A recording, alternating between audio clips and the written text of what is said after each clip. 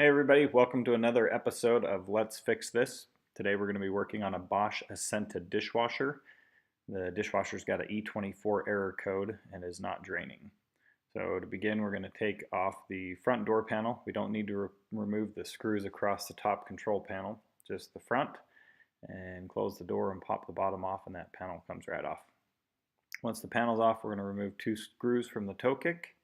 This toe kick's actually been put on a little different, so the screws are probably in a little different place.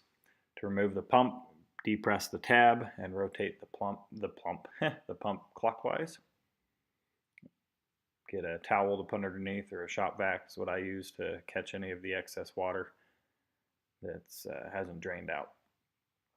Once the pump's removed and the water's cleared out, well, I always like to stick my finger in there to see if there's any broken glass or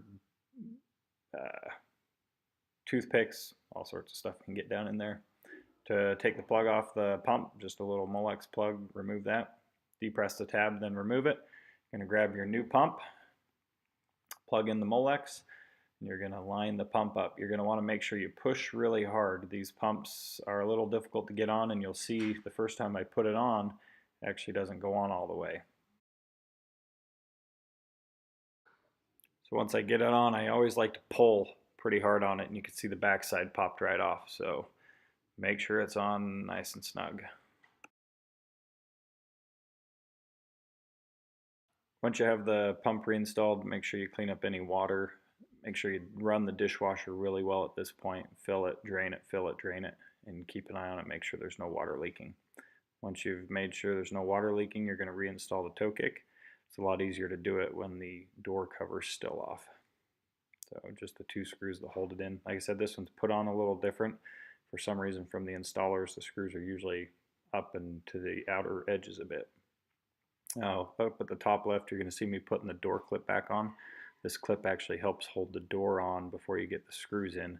Makes it a lot easier when putting the door on. So make sure those are put back in place. They'll probably fall off when you take the panel off. Then you're going to slide the panel up, front stainless panel up into the control panel, and then just push the door onto the frame, and those clips will hold it in place, and then reattach or put the remaining screws in to hold the panel back in place, and you're all set to go. Don't forget to like and subscribe for weekly videos on how to fix your own appliances. Thanks.